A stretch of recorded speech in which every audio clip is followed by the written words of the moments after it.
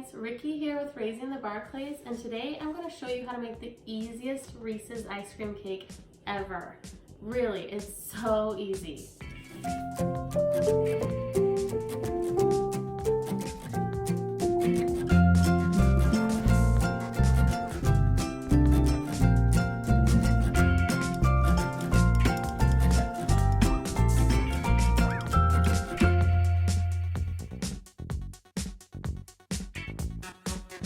Okay, so my niece requested that I make her a Reese's ice cream cake for her birthday today, and I thought I'd show you guys how I do it.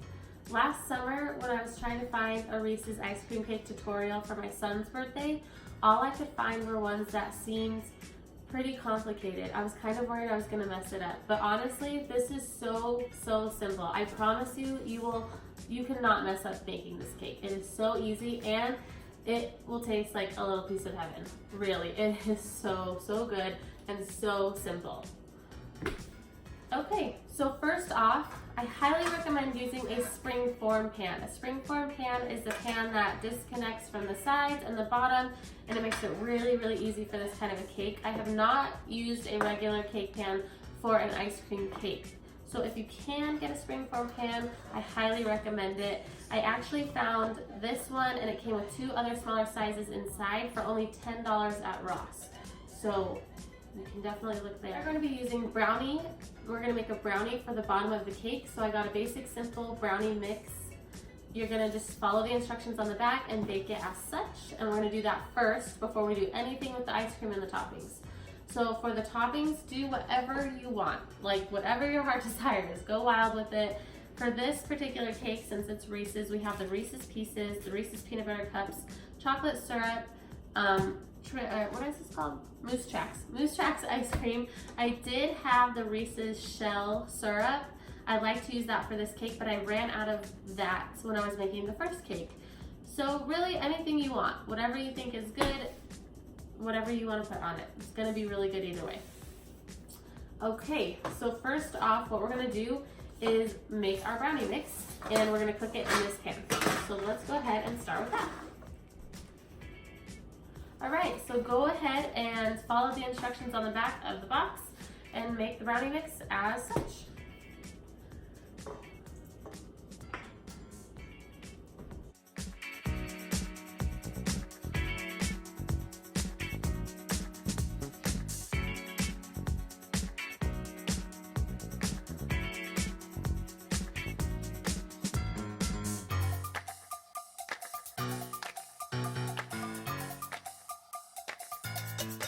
Okay, so now that our brownie mix is done, we're gonna go ahead and cover the bottom of this pan with parchment paper and spray it. I like to cover it because this pan has texture to it, and when I bake the brownie mix just right on the texture, it goes into the grooves, and then I can't take the cake off of this pan.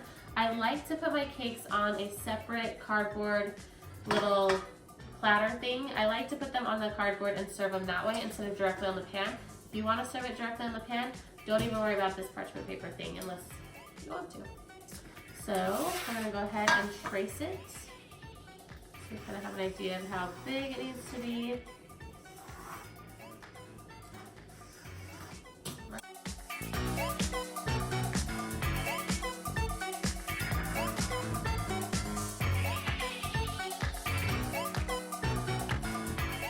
Let's go ahead and put it back together.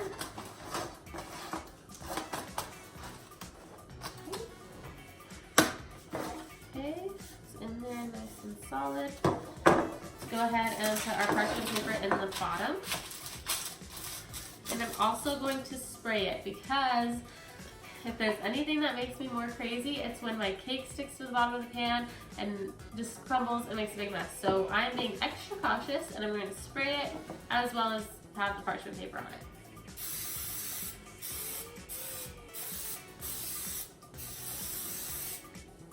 All right. Good to go. Let's go ahead and add our brownie mix.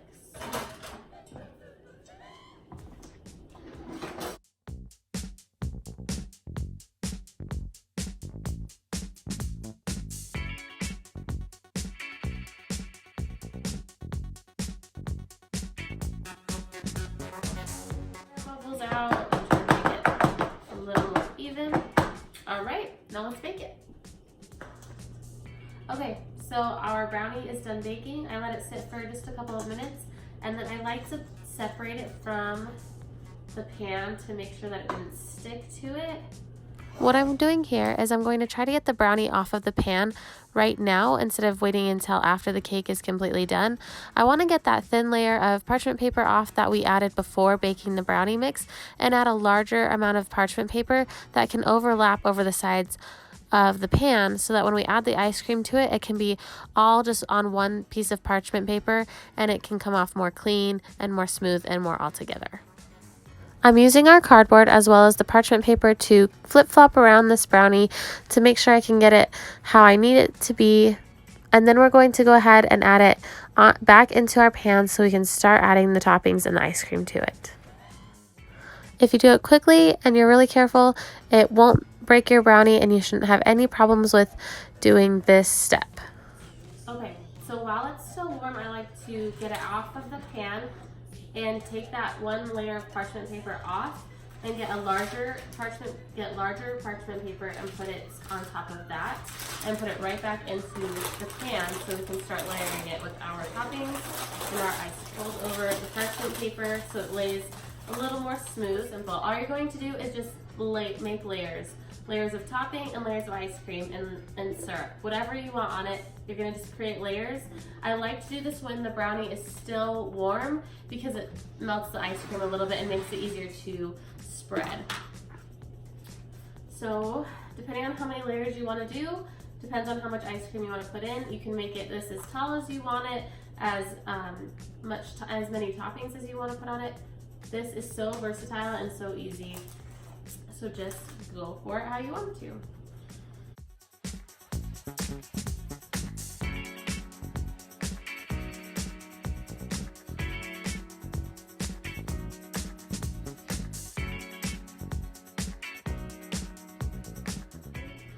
We're adding a lot of Reese's cups to this.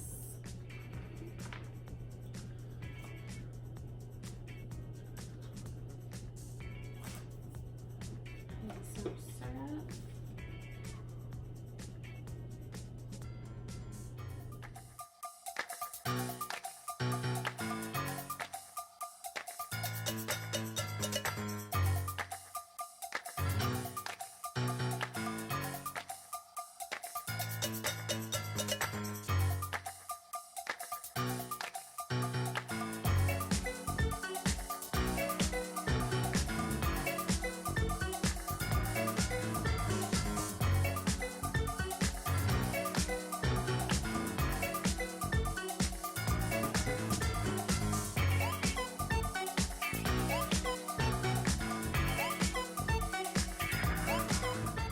So that's all there is to it.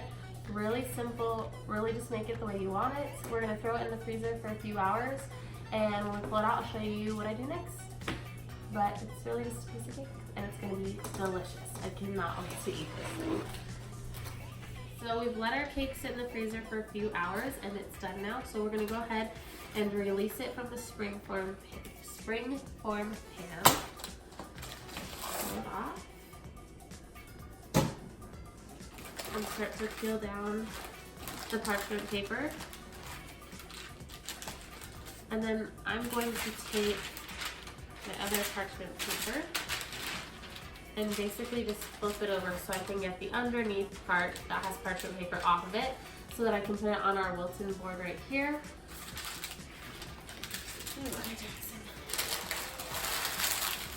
Really carefully take that off. That's yummy. Okay. That yummy. Now we'll take our Wilton board, put it over.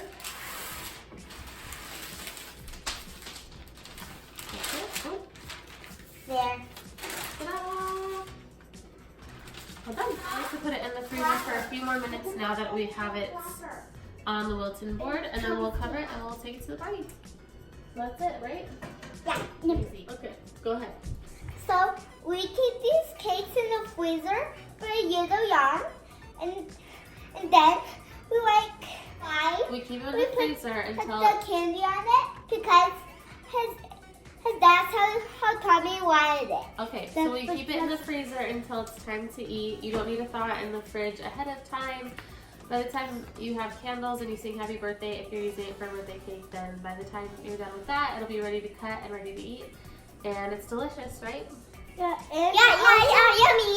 I had the same thing last year, and Tommy really loved it, so she asked my mom to make the same. All right, let's take it to the party.